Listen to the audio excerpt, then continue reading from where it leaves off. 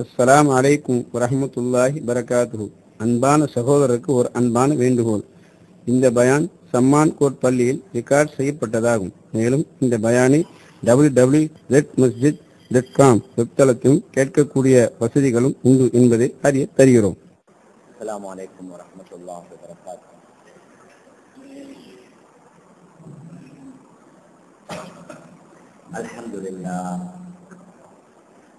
அல்ஹம்துலில்லாஹ் நஹ்மதுஹு வ நஸ்தஈனுஹு வ நஸ்தக்ஃபிருஹு வ நு'மினு பிஹி வ நதவக்கலு அலைஹி வ நஊது பில்லாஹி மின் ஷுரூரி அன்ஃபுஸினா வ மின் ஸய்யிஆத்தி அஅமாலினா. من يهده الله فلا مضل له ومن يضلله فلا هادي له ونشهد أن لا إله إلا الله وحده لا شريك له ونشهد أن سيدنا ونبينا ومولانا محمدا عبده ورسوله صلى الله على سيدنا محمد وعلى آله وأصحابه وسلم تسليما كثيرا كثيرا. فقد قال الله سبحانه وتعالى في محكم التنزيل والفرقان المجيد بعد أعوذ بالله من الشيطان الرجيم بسم الله الرحمن الرحيم واعبدوا الله ولا تشركوا به شيئا وبالوالدين إحسانا وبذي القربى واليتامى والمساكين والجار ذي القربى والجار الجنب والصاحب بالجنب وابن السبيل وما ملكت أيمانكم إن الله لا يحب من كان مختالا فخورا. وقال النبي صلى الله عليه وسلم من أكل من هذه الشجرة المنتنة فلا يقربن مسجدها أو كما قال عليه الصلاة والسلام. அளவற்ற அருளாளனும் நிகரற்ற அன்புடையவனுமாகிய எல்லாம் வல்ல அல்லாஹு சுப்ஹானஹு வ தஆலா அவனுக்கு அனைத்து புகழும் உரித்தாகுக. அல்லாஹ்வினால் படைத்து உலகத்திற்கு அனுப்பி வைக்கப்பட்ட மனித இனத்திற்கு சீரான நேரான நல்வழியை காட்டுவதற்காக அல்லாஹ்வினால் அனுப்பி வைக்கப்பட்ட நபிமார்கள், ரசூல்மார்கள், தீர்க்கதரிசிகள் அனைவர்களுக்கும் தலைவராக முத்திரையாக கடைசியாக உலகத்திற்கு வருகை தந்து இவ்வுலகத்தில் தான் வாழ்ந்து கொண்டிருந்த காலங்களில் தனக்கு ஏற்படவிருந்த எண்ணற்ற இன்பங்களை, சந்தோஷங்களை, மகிழ்ச்சிகளை பொருட்படுத்தாது ஒவ்வொரு நிமிடமும் வினாடியும் தனது சமூகத்திற்காக, சமுதாயத்திற்காக உழைத்து பாடுபட்ட எனது உயிருமினிய ரசூலுல்லாஹி ஸல்லல்லாஹு அலைஹி வஸல்லம் அவர்கள் மீதும் அவர்களை தொடர்ந்து பின்பற்றி நடந்த அத்துணை நல்லடியார்கள் மீதும் அல்லாஹ்வின் சாந்தியும் சமாதானமும் என்றென்றும் உண்டாவதாக. அல்ஹம்துலில்லாஹ். கணேசருக்குரிய பெரியார்களே, அன்பிற்குரிய கணவான்களே, சகோதரர்களே, அல்லாஹுவால் நமக்கு தரப்பட்டிருக்கக்கூடிய இந்த புனிதமான இஸ்லாமிய மார்க்கம் வெறும் சில வணக்க வழிபாடுகளுடைய பெயர் அல்ல. மாற்றமாக இந்த புனிதமான இஸ்லாமிய மார்க்கத்தில் அல்லாஹ் மிக முக்கியமான 4-5 பங்குகளை வைத்திருக்கிறான். முதலாவது அகீதா என்று சொல்லக்கூடிய கொள்கை, கோட்பாடு. இஸ்லாமியர்கள் முதல் அவர்களுடைய கொள்கையை சீராக்க வேண்டும், அவர்களுடைய நம்பிக்கையை சரியாக்க வேண்டும். அல்லாஹுவை மாத்திரம் தான் நம்ப வேண்டும். அவன் அல்லாத அவனால் படைக்கப்பட்ட மக்லூக்குகள், படைப்பினங்களின் மூலமாக எதுவும் எந்த ஒன்றையும் செய்ய முடியாது என்று நம்முடைய உள்ளங்களில் முதலாவது அந்த விசுவாசம், அந்த யக்கீனை ஆழமாக பதிக்க வேண்டும். இரண்டாவது இபாதா என்று சொல்லக்கூடிய வணக்க வழிபாடுகள். மூன்றாவது முஆமலா என்று சொல்லக்கூடிய கொடுக்கல் வாங்கல், வியாபாரங்கள். நாலாவது முஆஷரா என்று சொல்லக்கூடிய சமூக வாழ்க்கை. ஐந்தாவது ஹுதூத் என்று சொல்லக்கூடிய தண்டனைகள். இஸ்லாமிய ஆட்சியாக இருந்தால், இஸ்லாமிய முறைப்படி ஆட்சி செய்யக்கூடிய கலீஃபாக்களாக இருந்தால் அங்கே பாவங்கள் குற்றங்கள் நடக்கக்கூடிய நேரங்களில் அவர்களுக்கு கொடுக்க வேண்டிய தண்டனைகளுக்கு ஹுதூத் என்று சொல்லப்படும். இந்த மிக முக்கியமான 5 அம்சங்களை உள்வாங்கி இருக்கக்கூடியது தான் இஸ்லாமிய மார்க்கம் என்பது.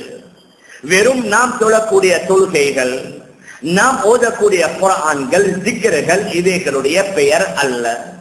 மேலான பெரியார்களே, சகோதரர்களே, அடிக்கடி இபாதத்துகளை பற்றி, வணக்க வழிபாடுகளை பற்றி அடிக்கடி நாம் செவிமடுத்துக் கொண்டே இருக்கின்றோம். அதே மாதிரி முஆமலாத் என்று சொல்லக்கூடிய கொடுக்கல் வாங்கல்களில் எதை செய்வது கூடும், எதை செய்வது கூடாது, எவ்வாறு வியாபாரங்களில் ஈடுபடுவது ஹலால், எந்தெந்த முறைகளில் ஈடுபடுவது ஹராம் என்பதையும் அடிக்கடி நாம் கேட்டுக்கொண்டே இருக்கின்றோம். ஆனால் அதில் இன்னும் ஒரு விடயத்தை நாம் மறந்துவிடக் கூடாது. முஆஷரா என்று சொல்லக்கூடிய நம்முடைய சமூக வாழ்க்கை. நாம் வீட்டிலே இருக்கக்கூடிய நேரம் மிக மிக குறைவு. நாம் வெளிக்கு வந்து விட்டோம் என்றால் ஒவ்வொரு நாளும் நூற்றுக்கணக்கான மக்களுடன் பழகின்றோம், கதைக்கின்றோம், உறவாடுகின்றோம். அதில் இஸ்லாமியர்களும் இருப்பார்கள், முஸ்லிம் அல்லாதவர்களும் இருப்பார்கள். அவர்களுடன் நாம் நடக்க வேண்டிய முறை எவ்வாறு, அவர்களுடன் நாம் பழக வேண்டிய முறை எவ்வாறு என்பதை இஸ்லாம் மிக தெளிவாக நமக்கு சொல்லி தந்திருக்கின்றது. எந்த அளவுக்கென்றால் இபாதத்துகளில், நம்முடைய வணக்க வழிபாடுகளில் ஏதாவது குறைவு ஏற்பட்டு விட்டது என்றால் அதை அல்லாஹ் நாடினால் மன்னிக்கலாம், அல்லாஹ் நாடினால் மன்னிக்காமல் விட்டுவிடலாம். நம்முடைய கொடுக்கல் வாங்கல் வியாபார நடவடிக்கைகளில் ஏதாவது தவறான முறையில், ஹராமான முறையில் நாங்கள் ஈடுபட்டு விட்டோம் என்றால் அந்த வணக்க வழிபாடுகளை அல்லாஹ் ஏற்றுக்கொள்ள மாட்டான். நாம் கேட்கக்கூடிய துஆ ஏற்றுக்கொள்ளப்படாது. நம்முடைய பொருளில் உள்ள அந்த தூய்மை என்று சொல்லக்கூடிய பரிசுத்த தன்மை இல்லாமல் போய்விடும். ஆனால் இந்த 2ஐ விட மேலாக முஆஷரா என்று சொல்லக்கூடிய நம்முடைய சமூக வாழ்க்கையில் அடுத்தவர்களுடன் நாம் பழகக்கூடிய நேரங்களில், அடுத்தவர்களுடன் நாம் உறவாடக்கூடிய நேரங்களில், அடுத்தவர்களுடன் நாம் ஒவ்வொரு நாளும் இணைந்து வாழக்கூடிய நேரங்களில் நம்மின் மூலமாக, நம்முடைய செயல்களின் மூலமாக, நம்முடைய பேச்சுவார்த்தைகளின் மூலமாக, நம்முடைய நடவடிக்கைகளின் மூலமாக அடுத்தவர்களுக்கு ஏற்படக்கூடிய சிரமங்கள், அசௌகரியங்கள், கஷ்டங்கள் இருக்குதே, அதை நாம் சாதாரணமாக நினைத்துவிடக் கூடாது. அதன் மூலம் அவர்களுடைய உள்ளங்கள் நொந்து போவது ஒரு பக்கம் இருக்க, சில நேரங்களில் அவர்களுடைய உள்ளங்கள் உடைந்து விடும். அது மாத்திரமல்ல, பல வருடங்கள் கழிந்து விடலாம். 5 வருடம், 10 வருடம், 20 வருடம் கழியலாம். ஆனால் அந்த இன்சிடனை, அந்த நிகழ்ச்சியை அவர் மறந்து விட மாட்டார். சொல்வார், 20 வருஷத்துக்கு முன்னால அவர் எனக்கு இப்படி செஞ்சாரு, அவர் எனக்கு இப்படி பேசினாரு, அவர் சொன்ன அந்த வார்த்தையை என்னால மௌத்து வரைக்கும் மறக்க மாட்டேன் என்று கூறக்கூடியவர்களும் இருந்து கொண்டிருக்கின்றார்கள். ஏன் அந்த அளவுக்கு நாம் சமூகங்களுடன் பழகக்கூடிய நேரங்களில் அவர்களுடன் எவ்வாறு பழக வேண்டும், வாழ வேண்டும் என்பதை இஸ்லாம் மிக விரிவாக கூறியிருக்கின்றது. சில விடயங்களை நாம் அற்பமாக கருதுவோம், மிக சாதாரணமாக கருதுவோம். ஆனால் இஸ்லாமிய மார்க்கத்தில் அதை மிக பெரிதாக கருதி அவைகளுக்குரிய விளக்கம் சொல்லப்பட்டிருக்கின்றது. நம்முடைய இஸ்லாமிய மார்க்கத்தில் சமூகங்களுடன் வாழக்கூடிய நேரங்களில் எப்படி வாழ வேண்டும் என்று இஸ்லாத்தில் மிக விரிவாக சொல்லப்பட்ட மாதிரி உலகத்தில் வேற எந்த மதத்திலையும் இந்த அளவுக்கு விரிவாக சொல்லப்படல. நாம் சபையில அமர்ந்திருக்கின்றோம், ஏதாவது ஒரு நிகழ்ச்சி என்று வைத்துக் கொள்வோம். அது ஜும்மாவுடைய தொழுகையாக இருக்கலாம், பெருநாளுடைய தொழுகையாக இருக்கலாம், ஏதாவது நல்ல நிகழ்ச்சிகள், பயான்களாக இருக்கலாம். நாம் அமர்ந்திருக்கின்றோம். அந்த சபைக்கு ஒரு ஆள் வாராரு. அந்த சபை மக்கள் வெள்ளங்களால், மக்களால் அது நிறைந்து வழிந்து கொண்டிருக்கின்றது. அந்த சபைக்கு ஒரு ஆள் வந்தால் நம்முடைய கடமை என்ன? நாம் கொஞ்சம் அசைந்து, நாம் கொஞ்சம் நெருங்கி அவருக்கு இடம் கொடுப்பது. இது எந்த அளவுக்கு முக்கியமானது என்றால், குர்ஆனில் அல்லாஹ் கூறுகின்றான், யா அய்யுஹல்லதீன ஆமனூ இதா கீல லகும் தஃபஸ்ஸஹூ ஃபில் மஜாலிஸ் ஈமான் கொண்டவர்களே, நீங்க சபைகள்ல மஜ்லிஸ்கள்ல அமர்ந்திருக்கிறீங்க. அந்த சபைக்கு ஒரு ஆள் வாராரு, வந்து கூறுகின்றார், கொஞ்சம் நீங்க அசைந்து இடம் கொடுங்க, கொஞ்சம் விசாலமாகுங்க என்று உங்களுக்கு சொல்லப்பட்டால் நீங்களும் அசைந்து விசாலமாகி அவருக்கு இடம் கொடுங்கள். அதன் மூலம் அல்லாஹ் உங்களை விசாலப்படுத்துவான் என்று அல்லாஹ் சுப்ஹானஹு வ தஆலா குர்ஆனில் சூரா முஜாதலாவில் குறிப்பிடுகின்றான். இது எந்த அளவுக்கு முக்கியம் என்றால், ரசூலுல்லாஹி ஸல்லல்லாஹு அலைஹி வஸல்லம் ஒரு சபையில அமர்ந்திருக்கின்றார்கள். நபி அவர்கள் சஹாபாக்களுடன் பேசிக் கொண்டிருக்கின்றார்கள். ஒரு சஹாபி வருகின்றார். அவரை கண்டவுடன் நபி அவர்கள் அவருக்காக வேண்டி அசைந்து இடம் கொடுக்கின்றார். வந்தவர் சொன்னார், யா ரசூலல்லாஹ், இந்த இடத்துல சபையில இன்னும் நிறைய இடம் இருக்குது, நீங்க ஏன் வீணா அசையணும், நீங்க ஏன் வீணா கொஞ்சம் ஒதுங்கணும், இந்த சபையில இன்னும் நிறைய இடம் இருக்குது தான் என்று சொன்ன நேரத்தில் நபி அவர்கள் சொன்னார்கள், இன்னலில் முஸ்லிமில ஹக்கன் இதா ராஹு ஐயதஸஹலஹு. ஒரு முஸ்லிம் இன்னும் ஒரு முஸ்லிமை கண்டுவிட்டால் அவருக்காக வேண்டி அசைந்து இடம் கொடுப்பது அது மிக முக்கியமான அவரின் மீது உள்ள ஒரு ரைட், ஒரு கடமை என்று ரசூலுல்லாஹி ஸல்லல்லாஹு அலைஹி வஸல்லம் சொன்னார்கள்.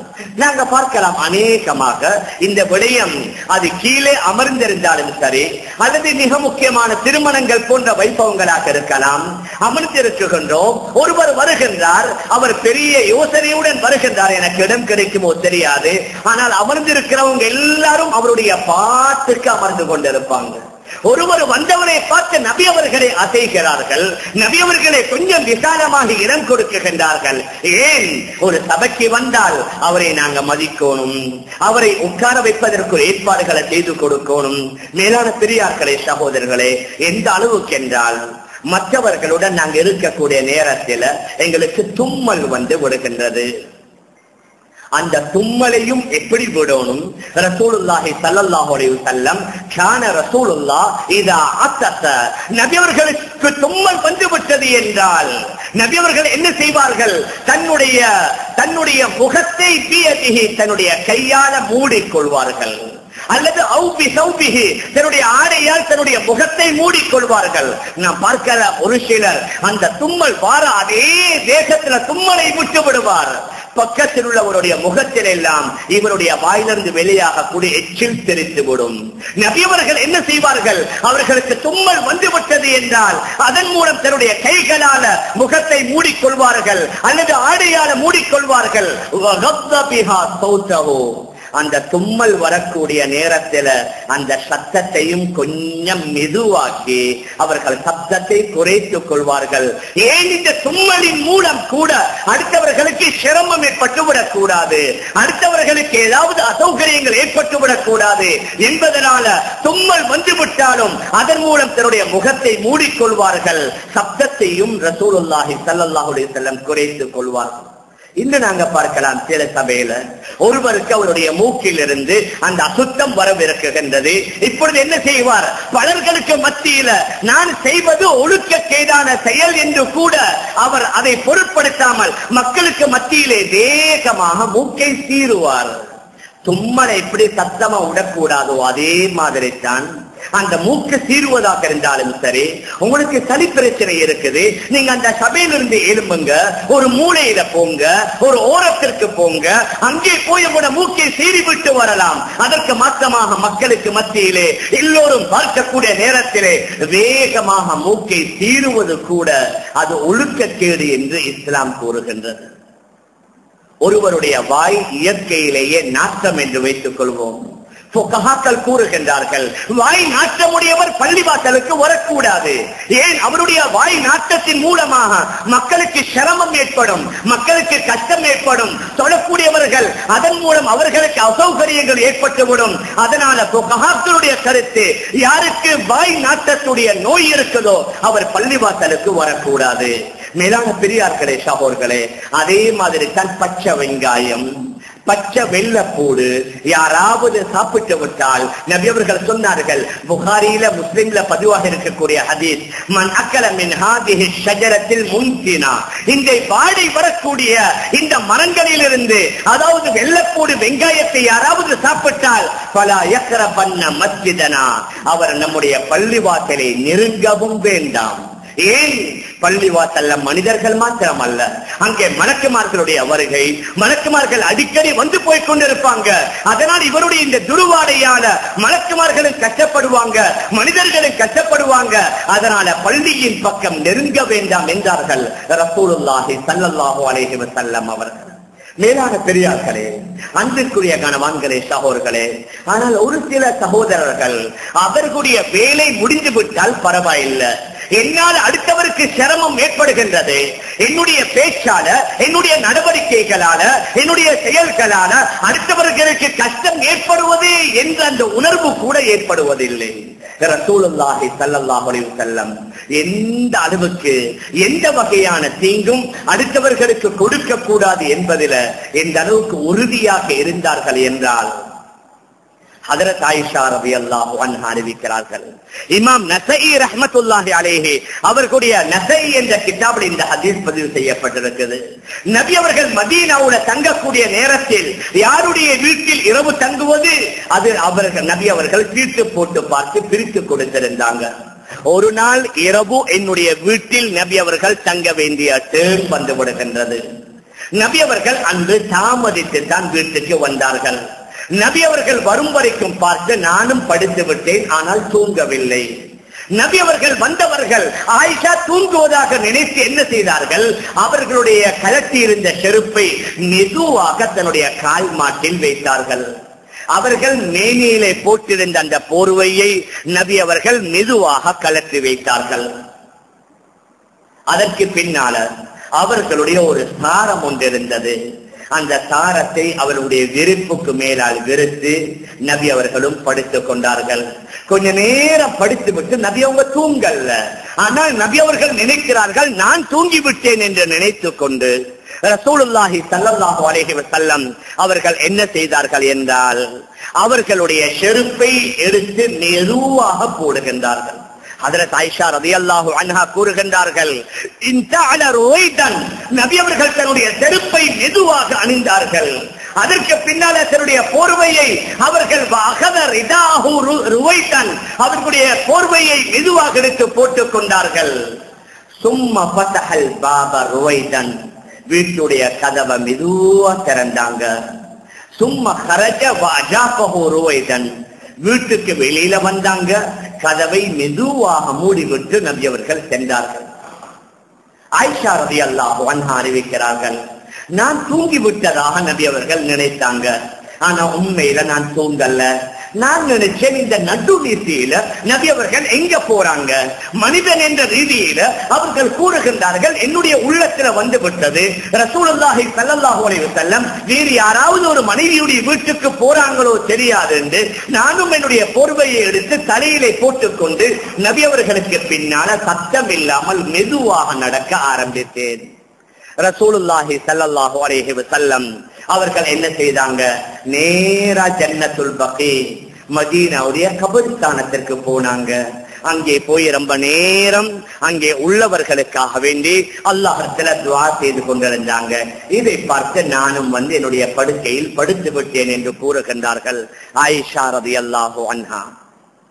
மேலான பெரியார்களே, சகோதரர்களே, தன்னுடைய மனைவி தூங்கிக் கொண்டிருப்பதாக உண்மையில் அவர்கள் தூங்கவும் இல்லை. ஆனால் ரசூலுல்லாஹி ஸல்லல்லாஹு அலைஹி வஸல்லம் நான் கணவன் வந்தவுடன் என்னுடைய மனைவி அப்படி செய்யணும் இப்படி செய்யணும் என்று வேகமாக கதவை திறந்தாங்களா? எவ்வளவு அமைதியான முறையில கதவை திறந்தாங்க. செருப்பு அமைதியா வைத்தாங்க, செருப்பு அமைதியா எடுத்தாங்க, செருப்பை மெதுவாக போட்டாங்க, கதவை மெதுவாக திறந்து மெதுவாக அடைத்தாங்க. ஏன்? என்னுடைய மனைவியுடைய தூக்கம் என்னுடைய செயல்களினால அவளுடைய தூக்கத்திற்கு இடைஞ்சல் வந்து விடக்கூடாது என்பதற்காக இந்த அளவுக்கு ரசூலுல்லாஹி ஸல்லல்லாஹு அலைஹி வஸல்லம் தன்னுடைய மனைவிமார்களுடைய உரிமைகளை கூட அவர்களுக்குள்ள ரைட்ஸ்களை கூட நபி அவர்கள் மதித்தாங்க. ஹஜ்ரத் மிக்தாத் ரலியல்லாஹு அன்ஹு அறிவிக்கின்றார்கள், நாம் மதீனாவுல நபியுடைய விருந்தாளியாக தங்கியிருந்தோம். நபியுடைய வீட்டுல தான் தங்கியிருந்தோம். என்னுடன் இன்னும் சிலர்கள் வந்திருந்தாங்க மதீனாவுக்கு. நபி அவர்கள் அன்றிரவு தாமதித்து வருகின்றார்கள். இமாம் முஸ்லிம் ரஹிமஹுல்லாஹ் தன்னுடைய அந்த முஸ்லிம் கிரந்தத்தில் இந்த ஹதீஸை பதிவு செய்திருக்கிறாங்க. நபி அவர்கள் ஒரு நாள் இரவு தாமதித்து வந்தாங்க. எங்கள் உள்ளவங்க கொஞ்சம் பேர் தூங்கி விட்டாங்க, நாங்க கொஞ்சம் பேர் முழித்து கொண்டிருக்கிறோம். நபி அவர்கள் என்ன செய்தார்கள்? வீட்டுக்கு வந்தாங்க. ஒன்று ஃபஸல்லம தஸ்லீமத்தன், நபி அவர்கள் எப்படி சலாம் சொன்னாங்கண்டா, லா யுகிது நாயிமன் வயஸ்மஉ லியக்தான், எந்த அளவுக்கு நபி அவர்கள் சலாமும் மெதுவா சொன்னாங்கண்டா, அங்கே தூங்கி இருக்கக்கூடியவர்கள் விழிக்காத அளவுக்கு, விழித்திருக்கிறவர்கள் கேட்கக்கூடிய அளவுக்கு தான் நபி அவங்க சலாம் சொன்னாங்க. மேலான பெரியார்களே, அன்பிற்குரிய கணவான்களே, சகோதரர்களே, இப்படியே நாங்க பார்த்தோம் என்றால் ரசூலுல்லாஹி ஸல்லல்லாஹு அலைஹி வஸல்லம் அவர்கள் தன்னுடைய மனைவியாக இருக்கலாம், தன்னுடைய வீட்டிலே வந்திருக்கக்கூடிய விருந்தாளிகளாக இருக்கலாம், ஒவ்வொரு நாளும் பழகக்கூடிய தன்னுடைய நண்பர்களாக, உறவினர்களாக, கூட்டாளிமார்களாக, முஸ்லிம்களாக, நுண் முஸ்லிமாக யாராக இருந்தாலும் எங்களுடைய செயல்கள்னால அடுத்தவர்களுக்கு எந்த வகையான இடைஞ்சலும் ஏற்படக்கூடாது என்பதில் நபி அவர்கள் மிக கவனமாக இருந்தார்கள். மேலான பெரியார்களே, சகோதரர்களே, ஆனால் இன்று நாங்க பார்க்கலாம், மாற்று மதத்தவர்கள் முஸ்லிம்களை வெறுக்கிறாங்க. ஏன் எங்களை வெறுக்கிறாங்க? ஆக முக்கியமா சொன்னா எங்கட நடவடிக்கை சரியில்லை, எங்கட பேச்சுவார்த்தை சரியில்லை, நாங்க அவர்களுடன் பழகக்கூடிய முறை சரியில்லை, நாங்க அவர்களுடன் பேசுற முறை சரியில்லை, நாங்க அவர்களுக்கு விட்டு கொடுக்கிறல்ல, நாங்க அவர்களை ஒரு மனிதனாக கருதுறதே இல்லை. ஏதோ காபிர் என்று சொன்னா அவன் ஒன்றுமே இல்லை என்று நாம் நினைக்கின்றோம். மேலான பெரியார்களே, சகோதரர்களே, ஏன் எங்களுக்குள்ள நாங்க பார்க்கலாம், பலர்கள் பிரயாணங்கள் செய்யறாங்க. அவர்களுடைய கூட்டு குடும்பமாக திருமணங்களுக்காக கொழும்பிலிருந்து வெளியிலிருந்து கொழும்புக்கு வருவார்கள். மேலான பெரியார்களே, சகோதரர்களே, இப்பொழுது இரவையில படுக்கக்கூடிய நேரம் வருகின்றது.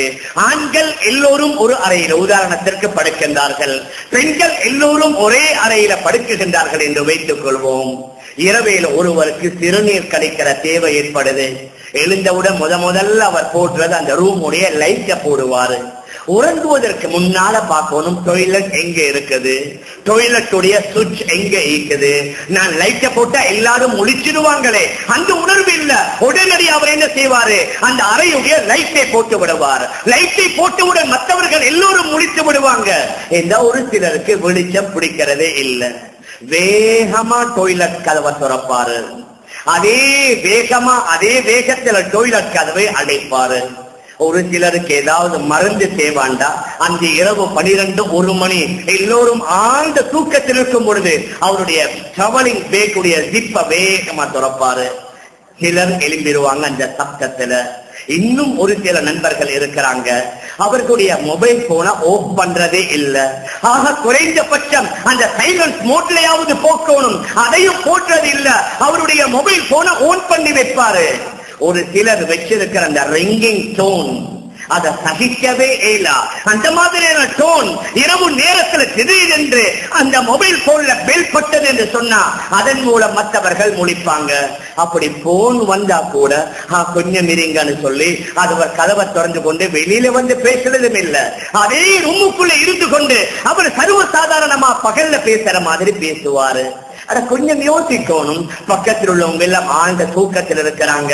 நான் இப்படி பேசினா அவங்களுக்கு கஷ்டம், என்னுடைய பேச்சால அவங்க முழிப்பாங்க. சிலர்களுக்கு முழிப்பு வந்தா மறுக்க தூக்கம் வராது. பெரிய சிரமத்தோடு தான் தூக்கம் வந்தது. தூங்கி ஒரு அரை மணி நேரம் கழியல்ல.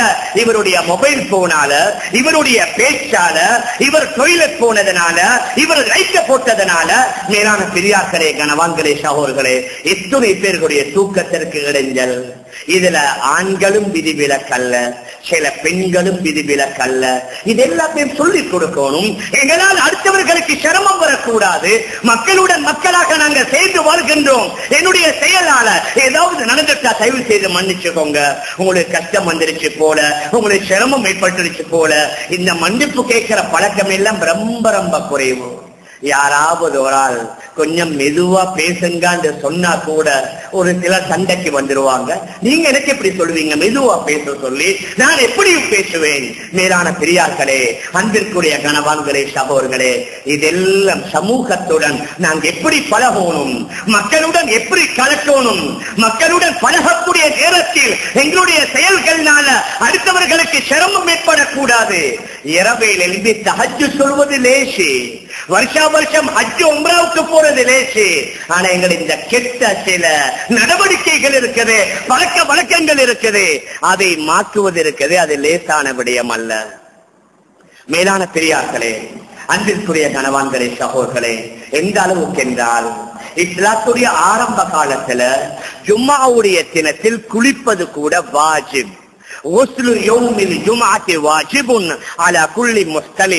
பருவத்தை அடைந்த ஒவ்வொருவரின் மீதும் ஜுமாவுடைய குளிப்பு வாஜிப் என்று இருந்தது.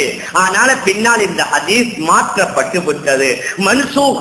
இதை மாற்றி ஜுமாவுடைய குளிப்பு சுன்னத்து தான், குளித்துக் கொண்டால் போதும் என்று வந்தது. இதற்கு விளக்கம் ஹஜ்ரத் அப்துல்லாஹ் இப்னு அப்பாஸ் ரலியல்லாஹு அன்ஹுமா அறிவிக்கிறாங்க. ஆரம்ப காலத்தில் மதீனாவில் உள்ள அநேகமான முஸ்லிம்கள் கஷ்டப்பட்டவங்க. அவர்களுடைய சம்பாத்தியம் எல்லாம் கூலி வேலை. அவர்கள் முதுகுகளை மூட்டைகளை சுமப்பாங்க, அல்லது கிணத்துல அவர்கள் தண்ணீர்களை இறக்கி அவர்கள் ஊற்றி கூலி வேலை தான் செய்வாங்க. அதே வீர்வையுடன் அவர்கள் பள்ளிவாசலுக்கு வந்துருவாங்க. மஸ்ஜிதுடைய கூரையும் சின்னதாக இருந்தது, மஸ்ஜிதுடைய கூரை சுவற்றுடன் சேர்ந்ததாக இருந்தது, அது உயர்ந்ததாக இருக்கல்ல. அதனால ஒரு சிலர் குளிக்காமல் அதே வேர்வையுடன் வந்துவிட்டால் பக்கத்தில் உள்ளவர்களுக்கு சிரமம் ஏற்படும் என்பதனால ஆரம்ப காலத்துல ஜுமாவுடைய குளிப்பே வாஜிப் என்று சொல்லப்பட்டிருந்தது. ஏன்? நம்முடைய நடவடிக்கைகளால அடுத்தவர்களுக்கு சிரமம் ஏற்படக்கூடாது. எந்த அளவுக்கு நாங்க பார்க்கலாம், ஒரு சில நண்பர்கள் அடுத்தவர்களுக்கு அத்தரை பூசுவாங்க. அத்தர் பூசினா அதை மறுக்கவும் கூடாது. யாராவது அத்தர் தந்தா அதை வானம் என்று சொல்லக்கூடாது என்று ஹதீஸ் ஷரீஃப்ல வந்திருக்குது. ஆனால் பூசுறவரை யோசிக்கணும், நான் பூசுற அத்தருடைய தரம் என்ன? ஒரு சில அத்தர் அது அத்தரை அல்ல, அதுல என்னென்னமோ எல்லாம் மிக்ஸ் பண்ணி இருக்கிறாங்க. ஒரு சிலருக்கு அந்த வாடையை முகக்க முடியாது, அந்த வாடையை நுகர்ந்து விட்டாலே அவருக்கு தலை சுத்து வந்துவிடும் அல்லது தலைவலி வந்துவிடும். பூசுறவரை யோசிக்கணும். நான் அவர் சில வேளை பலம் வந்த மக்கையை எடுத்து பூசுவாங்க. மேலான பெரியார்களே, அன்பிற்குரிய கணவான்களே, சகோதரர்களே, ஆனால் ஒரு சிலர் இதை சாதாரணமாக நினைப்பாங்க. ஆனால் இதனால் அடுத்தவர்களுக்கு பாரிய சிரமம், அடுத்தவர்களுக்கு அசௌகரியங்கள் ஏற்படுகின்றது. எந்த அளவுக்கு இஸ்லாத்திலாண்டா நீங்க ஒருவருடைய வீட்டுக்கு போறீங்க, அந்த வீட்டுக்கு போனா கொஞ்ச நேரம் அவர்களுக்கு போனவருக்கு பொறுமை இல்லை, அந்த போன வேகத்திலே வேகமா அந்த வீட்டுடைய கோலிங் பெல்லை அடிப்பார். ஆனா வீட்டுக்குள்ள எல்லாம் ஃப்ரீயா இருக்க மாட்டாங்க. சில வேளை பெண்மணிகள் அவர்களுடைய அந்த சமைக்கக்கூடிய வேலையில் இருப்பாங்க, அல்லது சின்ன குழந்தைகள் இருந்தா அதற்கு பால் ஊட்டி கொண்டிருப்பாங்க. ஆண்கள் இருந்தா அவர்கள் ஏதாவது வேலையில் இருப்பாங்க. போனவர் போன வேகத்துல வேகமா என்ன செய்வாரு? பெல் அடிப்பாரு. இன்னும் சிலர்களை நாங்க பார்க்கலாம், நாங்க அந்த வீட்டுக்கு போகவே இல்லை, ஆனா அடுத்த ஊட்ட பத்தி கேட்கறதுக்கு அந்த வீட்டுடைய பெல்ல போய் அடிப்பது. நாங்க யோசிக்கணும், என்னுடைய தேவையா? அந்த வீட்டில் உள்ளவர் எவ்வளவு வேலைகளுக்கு மத்தியில் இருப்பாரு. நாங்க ரோட்ல போற ஒரு ஆள்கிட்ட கேட்டோம்னா பரவாயில்லை, அதுக்கு சொல்லி பில்ல அடிச்சு அந்த வீட்டில் உள்ளவரை வெளியில வர சொல்லி அவர் ஏதோ இன்னமும் அவசரமா வருவாரு. வந்து இவர் கேட்பாரு, இவர் இங்கேயா இருக்கிறாரு, இவர் இந்த ரோட்லயா இருக்கிறாரு, வந்தவருக்கு எப்படி இருக்கும்? மேலான பெரியார்களே, கணவான்களே, சகோதரர்களே, எந்த அளவுக்கு என்று சொன்னார் ரசூலுல்லாஹி ஸல்லல்லாஹு அலைஹி வஸல்லம் அவர்களுடைய வீட்டுடைய கதவை தட்டக்கூடிய முறையையும் ஹஜ்ரத் அனஸ் ரலியல்லாஹு அன்ஹு அறிவிக்கிறாங்க. கானத் அப்வாபுன் நபி ஸல்லல்லாஹு அலைஹி வஸல்லம் துக்ரஉ பில் அஸாஃபீர். நபியுடைய வீட்டுடைய கதவுகள் கைகளால் அல்ல, விரல்களால் அல்ல, நகங்களால தான் தட்டப்படும். நகத்தால தட்டினா எப்படி இருக்கும்? அந்த அளவுக்கு தான் நபியுடைய வீட்டுடைய கதவை தட்டுவாங்க. கைவியாலம் அல்ல, தன்னுடைய விரல்களால் அல்ல, தன்னுடைய நகங்களால அந்த அளவுக்கு அமைதியா தட்டுவாங்க. ஏன்? நபி அவர்களுக்கு சிரமம் ஏற்பட்டு விடக்கூடாது என்பதனால. மேலான பெரியார்களே, சகோதரர்களே, ஆனால் குர்ஆன் எந்த அளவுக்கு கூறுகிறதுண்டா, நீங்க யாரையாவது சந்திக்க போறீங்கண்டா நேர காலத்தோட 7 மணி அவர்கிட்ட கேட்டுக்கொண்டு போங்க, அவருக்கு அறிவிச்சிட்டு போங்க. அவருக்கு நேரம் இருக்குதான்னு அப்பாயின்மெண்ட் எடுத்துக்கொண்டு போனா ரொம்ப நல்லம். நீங்க அப்படி அப்பாயின்மெண்ட் எடுக்காமல் திடீரென்று அவருடைய வீட்டுக்கு போறீங்க, ஆனால் வீட்டுல அவர் வேலையா இருக்கிறாரு, அவர் பிஸியா இருக்கிறாரு, அவர் சொல்லிட்டாரு இப்ப உங்களை சந்திக்கிறதுக்கு நேரம் இல்ல. குர்ஆன் கூறுகின்றது உடனடியா திரும்பி வந்துருங்க. ஃபைல்லம் தஜிது ஃபீஹா அஹதன் ஃபலா தத்குலூஹா ஹத்தா யுதன லக்கும் வ இன் கீல லக்கும் இர்ஜிஉ ஃபர்ஜிஉ ஹுவ அஸ்கா லக்கும். உங்களுக்கு அந்த வீட்டில இருந்து ஒரு செய்தி வருது, இர்ஜிஉ நீங்க திரும்பி போங்க அப்படி என்று சொல்லப்பட்டால் உடனடியா திரும்பி விடுங்கள். ஹுவ அஸ்கா லக்கும், அதுதான் உங்களுக்கு பரிசுத்தமானது.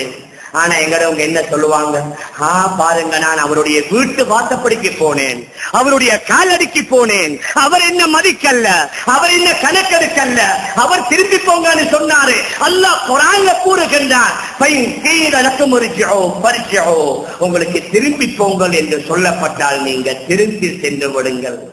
உலகத்துல வேற எந்த மார்க்கத்திலேயாவது எந்த அளவுக்கு சின்ன சின்ன விடயம் நாம் அதை சிறிதாக கருதுகின்றோம். ஆனால் குர்ஆனில் அது சம்பந்தமாக வஹ்யுடைய ஆயத்தை அல்லாஹ் இறக்கி முஸ்லிம்கள் எப்படி நடந்து கொள்ளணும் என்று அல்லாஹ் குறிப்பிடுகின்றான். மேலான பெரியார்களே, சகோதரர்களே, நாங்க திருமண வீடுகளுக்கு போகலாம், விருந்து வைப்பவங்களுக்கு போகலாம். அங்கே போய் சாப்பிட்டு விட்டோம் என்றால் அவசரமாக அந்த வீட்டிலிருந்து வெளியாகி விட வேண்டும். ஆனால் ஒரு சிலர் சொல்லுவாங்க, இப்படி சாப்பிட்ட உடனே வாரது நல்லதில்லை, அதனால பரவாயில்லை, ஒரு 5 நிமிடம் ஒரு 10 நிமிடம் கொஞ்சம் பேசிவிட்டு இருந்து விட்டு வரலாம். ஆனால் என்ன நினைக்கிறார்கள் என்று, என்ன நடக்கிறது என்று, உதாரணமா இரவு சாப்பாட்டு போறாங்க 9 மணிக்கு, அவர்கள் ஆறுதலா அமைதியா சாப்பிட்டு விட்டு அதற்கு பின்னால 1 மணி நேரம் 2 மணி நேரம் போனவங்க எல்லாம் பேசிக் கொண்டிருந்தா அந்த வீட்டில் உள்ளவர்கள் சாப்பிடுறது இல்லையா? அவர்கள் அவர்களுடைய வீட்டு வேலையை செய்வதில்லையா? அந்த சாப்பிட்ட பாத்திரங்களை எடுத்து அடங்க வைப்பதில்லையா? அடுத்த நாள் காலையில ஃபஜ்ர் இவர்களும் அவர்களும் சொல்வதில்லையா? மேலான பெரியார்களே, அன்பிற்குரிய கணவான்களே, சகோதரர்களே, எந்த அளவுக்கு என்றால் குர்ஆன்ல அல்லாஹ் கூறுகின்றான், ஹஜ்ரத் ஸைனப் பின்த் ஜஹ்ஷ் ரலியல்லாஹு அன்ஹா அவர்களுடைய திருமணம் முடிந்ததற்கு பின்னால மதீனாவில் உள்ள சஹாபாக்களுக்கு நபி அவர்கள் விருந்து போட்டாங்க. விருந்து சாப்பிட்டு விட்டு சில சஹாபாக்கள் நபியுடைய வீட்டிலேயே உட்கார்ந்து பேசிக் கொண்டிருக்கிறாங்க. நபி அவங்களுக்கு போங்கன்னு சொல்லவும் வெக்கம். எங்கட வீட்டு வந்தவங்களை எப்படி நாங்க போங்கன்னு சொல்றது? ஒரு சஹாபிட்ட சொன்னாங்க, நபி அவங்க வீட்டுள்ளுக்கே போய்விட்டு சொன்னாங்க, ஒரு சஹாபிட்ட பாருங்க அவங்க போனாங்களான்னு. அவர் வந்து பார்த்துட்டு சொல்றாரு, இல்லையா ரசூலல்லாஹ், இன்னும் போகல, பேசிக்கொண்டே இருக்கிறாங்க. ரசூலுல்லாஹி ஸல்லல்லாஹு அலைஹி வஸல்லம் அவர்களுக்கு பெரிய தர்ம சங்கடமாக ஆகிவிடுகின்றது. அந்த நேரத்துல தான் அல்லாஹ் குர்ஆனுடைய ஆயத்தை இறக்குகின்றான். ஃபைதா தஐன்தும் ஃபன்தஷிரு வலா முஸ்தஅனிஸீன லிஹதீஸ். நீங்க ஒரு வீட்டை சாப்பிட்டுட்டீங்க, அவசரமா அந்த இடத்தை காலி பண்ணுங்க, அந்த இடத்திலிருந்து எழுப்பி விடுங்க. நீங்க வீணான அந்த இந்த பேச்சினை ஈடுபடாதீங்க. இன்னதாலிக்கும் கான யுஹ்தின் நபிய. நீங்க அந்த மாதிரி உட்கார்ந்து பேசிக் கொண்டிருந்தா அது நபிக்கு பெரிய சிரமத்தை கொடுக்கும், அவருக்கு கஷ்டத்தை கொடுக்கும். ஆனா அவர் வெட்கப்படுவாரு. நீங்க உங்க வீடுகளுக்கு போங்கான்னு சொல்ல வெட்கப்படுவாரு. ஆனால் உண்மையை சொல்ல அல்லாஹ் வெட்கப்பட மாட்டான். இதுல உண்மை என்னவென்றால், நீங்க சாப்பிட்டு விட்டீங்களா, கொஞ்ச நேரம் அவர்களுடன் பேசினீங்களா, அவசரமா அந்த இடத்திலிருந்து சென்று விடுங்கள். அதற்கு மாற்றமாக மணிக்கணக்கில் பேசிக் கொண்டிருப்பது இருக்கிறது, அது இஸ்லாமியர்களுடைய பண்பு அல்ல. மேலான பெரியார்களே, அன்பிற்குரிய கணவான்களே, சகோதரர்களே, இப்படியே நாங்க பார்த்தோம்டா மற்ற சமூகத்தாருடன் எப்படி நடக்கணும், இஸ்லாமியர்களுடன் எப்படி நடக்கணும், நம்முடைய வியாபாரத்தில் எங்களுடன் ஈடுபடக்கூடியவர்களுடன் எப்படி நடக்கணும், அண்டை வீட்டுக்காரர்களுடன் எப்படி நடக்கணும், அதையும் சொல்லாமல் விடல்ல. இஸ்லாத்தில் அண்டை வீட்டுக்கு கொடுக்கப்பட்ட முக்கியத்துவம் நான் நினைக்க மாட்டேன் வேற எந்த மார்க்கத்திலையும் இந்த அளவுக்கு சொல்லப்படல. மேற்கத்திய நாடுகள்ல வாழக்கூடிய அநேகமான கிறிஸ்தவர்கள், ஆனால் அவர்களுடைய கல்ச்சர், அவர்களுடைய கலாச்சாரம் என்ன, அண்டை வீட்டுக்காரருடைய வீட்டுல என்ன நடக்குது என்றே தெரியாது. நாங்க உண்டு, எங்கட பாடு உண்டு, அவ்வளவுதான். அண்டை வீட்டுல வாழ்றது யாரு? அது ஆனா, பெண்ணா, பெண்ணிலியா, பெற்றுடரா, அவர் இன்பமா, துன்பமா, சந்தோஷமா, கவலையா, அவர்களுக்கு ஒன்றுமே தெரியாது. அவர்கள் உண்டு, அவர்களுடைய பாடு உண்டு. வெளிநாடுகள்ல நாங்க பார்க்கலாம், 3-4 நாளா தன்னுடைய பக்கத்து வீடு துறக்காம அங்கே பூட்டப்பட்டிருக்குது. அந்த வீட்டிலிருந்து ஏதாவது வாசம் வந்தா உடனடியா போலீஸுக்கு இன்ஃபார்ம் பண்ணுவாங்க, இந்த வீட்டுல ஏதோ ஒரு வாடை வருது. போலீஸ் வந்து திறந்து பார்த்தா சொல்லுவாங்க, 4 நாளைக்கு முன்னால வீட்டுக்காரர் இறந்துட்டாரு, 5 நாளைக்கு முன்னால வீட்டுடையவர் இறந்துட்டாரு. அதற்கு பின்னால தான் வந்து ஜனாதாவை சடலங்களை எடுப்பாங்க. ஏன்? அது அவர்களுடைய அந்த கல்ச்சர் நல்ல கல்ச்சர் அல்ல, அந்த கலாச்சாரம் நல்ல கலாச்சாரம் அல்ல.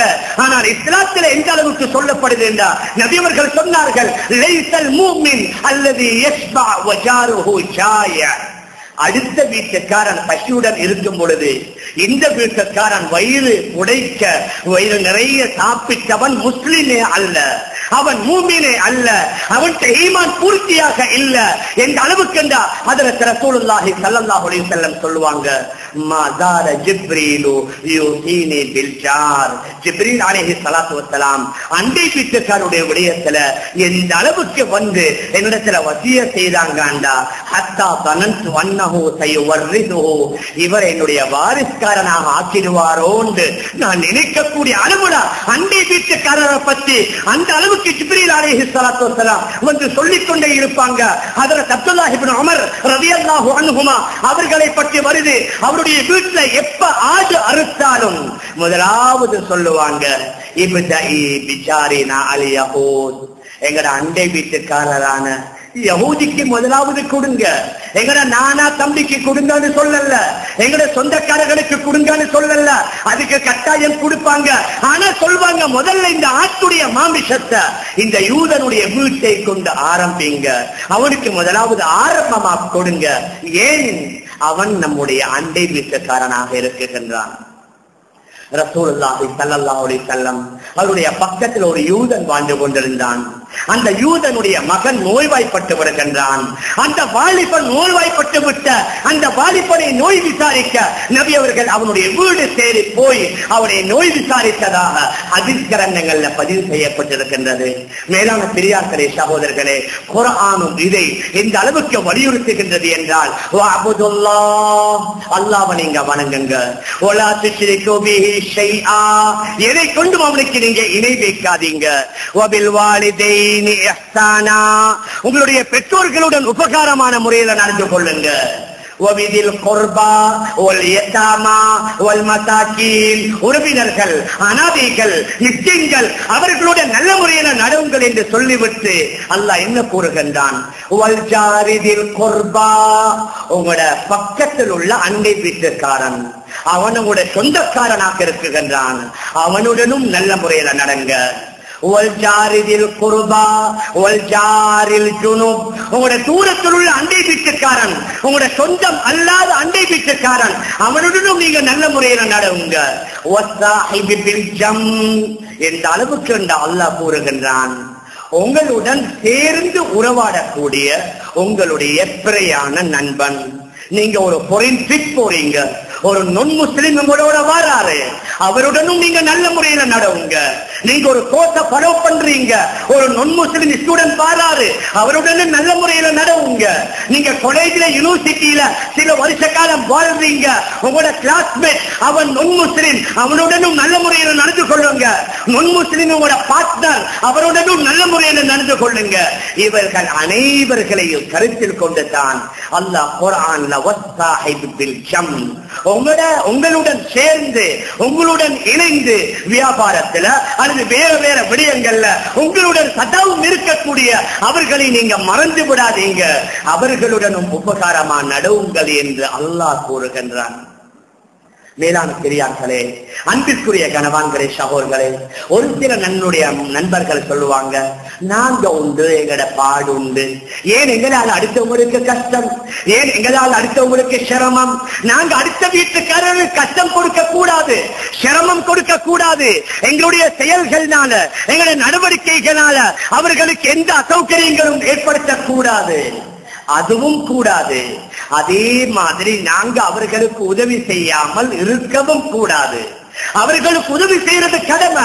நபி அவர்கள் சொன்னாங்க, உங்களுக்கு தெரியுமா பக்கத்து வீட்டுக்காரனுக்கு செய்ய வேண்டிய கடமைகள் என்னென்று தெரியுமா? நபி அவர்கள் சொன்னாங்க, அவன் உங்களுக்கு ஏதாவது ஹெல்ப் கேட்டா நீங்க ஹெல்ப் பண்ணுங்க. அவர் உங்கள்கிட்ட கடன் கேட்டா நீங்க கடன் கொடுங்க. அவர் வறுமையில சிரமப்பட்டா அவனுக்கு நீங்க போய் உதவி செய்யுங்க. அவனுக்கு ஏதாவது ஒரு நலவு ஏற்பட்டா போய் வாழ்த்து செய்தி சொல்லுங்க. ஆனா வாழ்த்து செய்தி சொல்றது நல்ல முறையில விளங்கிக் கொள்ளணும்.